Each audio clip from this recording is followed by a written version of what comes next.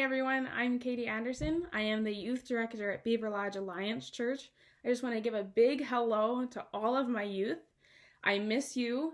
The weirdest part about doing this video is knowing that I'm not going to know that I'm competing for your attention. I can't tell you to turn Snapchat off. But if you do Snapchat, you have to tag me on Instagram or on Facebook so that I know that you were at least somewhat participating. But in all seriousness, I really miss you guys. If you've never come to Beaver Lodge Alliance and you are stumbling onto this video, welcome. I hope that you like it. I hope that you learned something new today. But this segment, kind of what I'm doing, is called Piece of Cake. So not real cake and not a real piece, but actually pieces in like the piece that we get from God. P-E-A-C-E. And so that's really corny. But I needed something to draw you in, so I went with cake. Because really, cake is super sweet. And so what we're going to be doing in these video series is just finding different things about the sweetness of God while we're in this super weird time. Because if you're anything like me, I have no clue what I'm doing during this pandemic. I'm home, I'm not home, I'm quarantined, I'm not quarantined. I had to self-isolate not too long ago for basically a whole week. And during that week, I found some things to do. I cleaned, I cooked, I kind of worked out, I read, I colored. So I found things to do. And finally it was Wednesday and I got to go to the church to figure out how this was going to look. And I think I'd been at the church all of 2 hours when Oren called me and said, "Hey, this guy might have COVID. I have to come home and quarantine." And I just didn't know what to do because I'd had my freedom for all of that morning. And all of a sudden I was faced with going back into quarantine. And I was just like, I'm out of things to do. My house is clean. And now I have to be at home with my husband, so now I have to share my time, where I can't just do all the things that I want. I have to think about somebody else. So that just added another layer. And so I just completely got into my head and freaked myself right out. And I felt so trapped. I felt stress. I felt despair. I felt anxiety. I felt anger because I couldn't control anything. And I had all these feelings and I was just short-circuiting. And they just kept coming out in just gross ways. And I didn't know. At first I didn't realize I had a problem because I'm always right. So then clearly there's other things that are contributing to my problems and my stress. They're not me, it's someone else. So it took me a long time to kind of figure out oh, I'm the problem. So thank goodness for quarantine and having a lot of time with myself to figure that out. But it's still you can't just acknowledge the feelings and be like, oh, okay. You now actually have to go do something about that. Otherwise, those feelings are just going to come right back. So really, today, we're going to go through the passage of Colossians. Colossians 3, basically 1 through 17. So it's a massive section, but we're going to break it down just into little chunks because it has so many things that I think apply to you and I about quarantine and pandemics, and also finding the little nuggets of truth and sweetness that Jesus has for us. So Colossians 3, that first big chunk, 1 through 17, is really all about putting on the new self. So in youth, in the past, we have talked about that when Jesus died and rose again, our old self, our sin and all of our grossness died with Jesus. But then when Jesus rose again, all of a sudden we were born again. And we were given all these new choices and these new abilities because all of a sudden sin didn't own us. We were now part of God's family. We were his sons and daughters now. So we got to start all over. So with that, we kind of have to relearn our lives. So that's really what Colossians is kind of remembering, okay, we're new. But now I don't know how to live. How do I live new?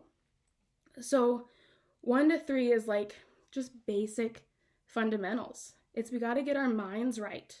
And so in this first part, it's talking about how that we have to set our mind on things that are above, not on earth.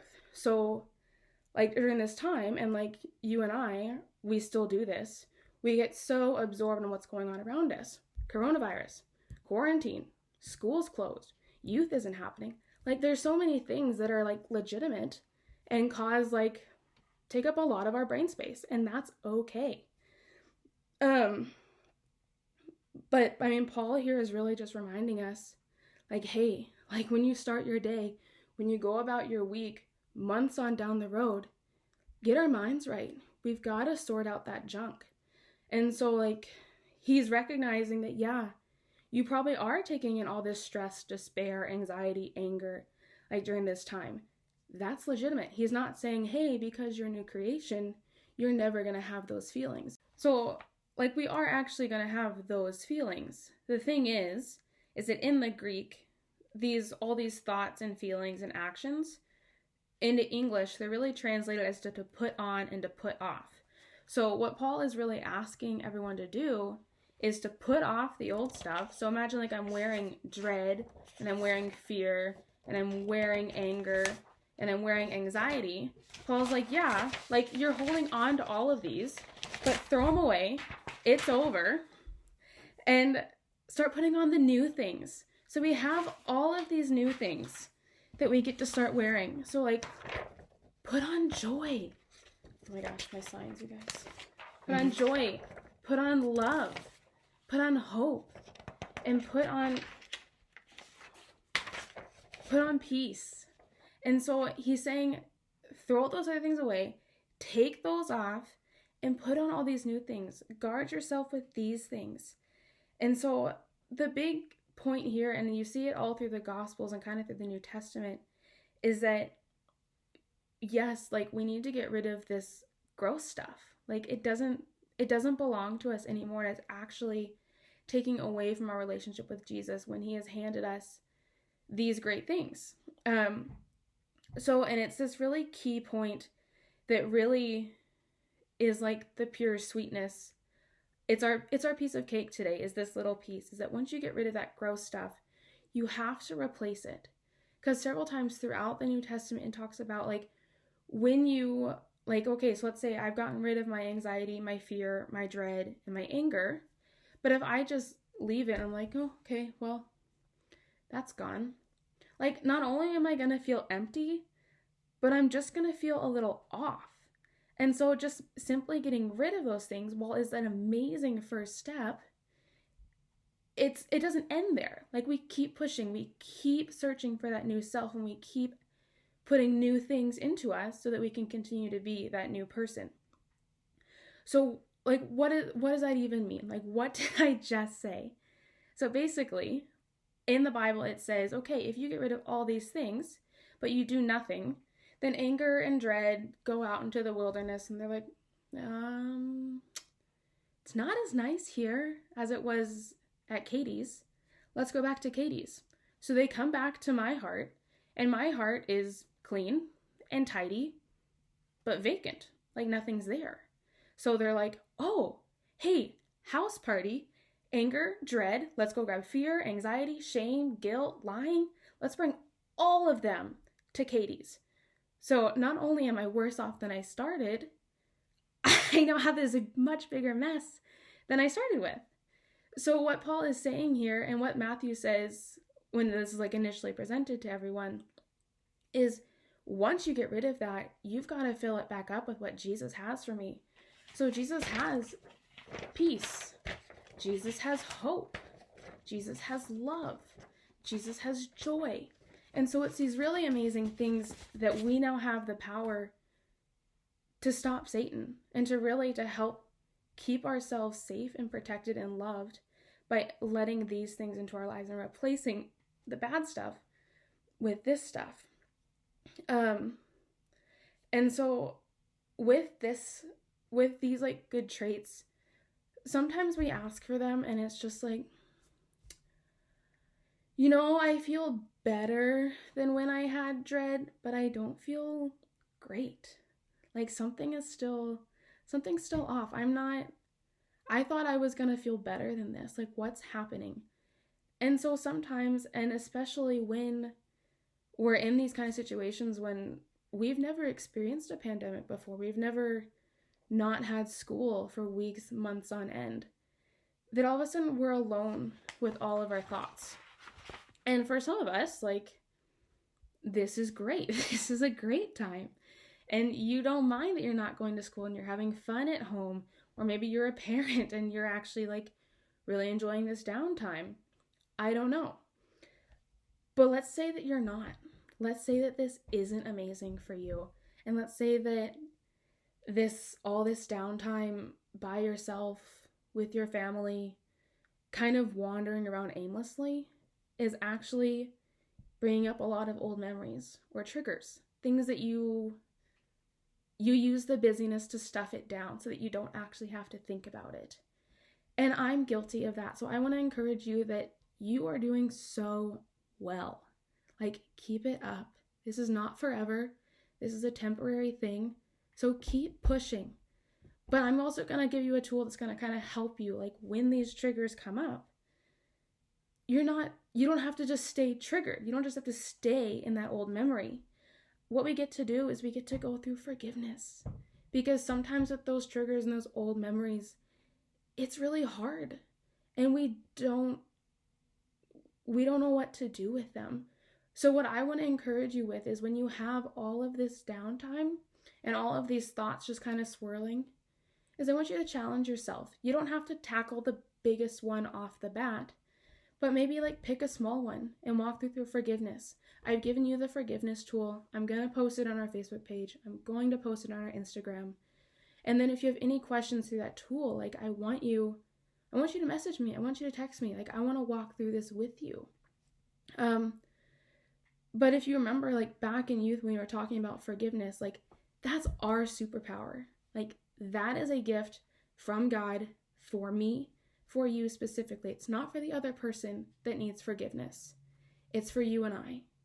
And so when we do this tool, it's to make you feel better. It's to make that peace, that love, that joy, that hope. It lets you experience it in the fullest, and it lets you experience the safety and full presence of God. Because quite frankly, like if you don't do it, like the worst thing that's going to happen is you feel exactly like you feel right now. The best thing that could happen is that those feelings go away. And you actually get to take control over all those lies and all that gross yuckiness that's kind of circling inside you and say, no, I don't actually want you. So like, Jesus, like help me. So I really want you just to listen to God on that. And I just want you to challenge yourself to go through that forgiveness tool. And just see what he has for you, because Jesus has great things for each and every one of us. And just because we're not going about our normal business doesn't mean Jesus stopped his normal business as well. He knew this pandemic was coming. He knew that you and I were going to be quarantined. We're not going to be doing youth. We're not going to be going to school. Jesus knows and Jesus cares for you. And so he has so much goodness for you. So yeah, I want you to listen to God. I want you to try and to hear his voice and to understand, like in this quiet space that you create for yourself, understand what Jesus sounds like.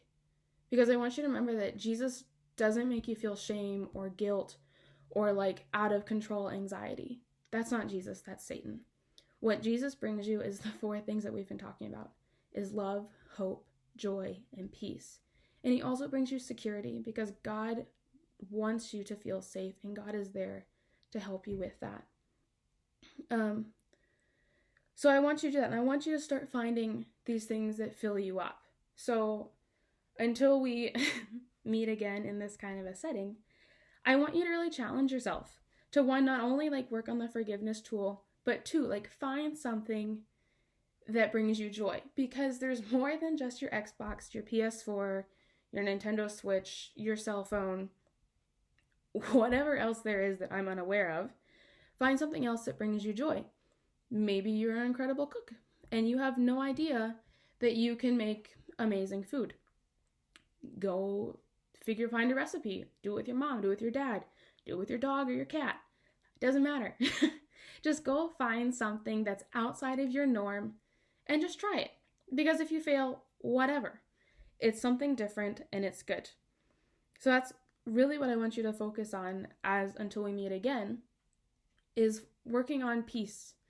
And what does that mean for you?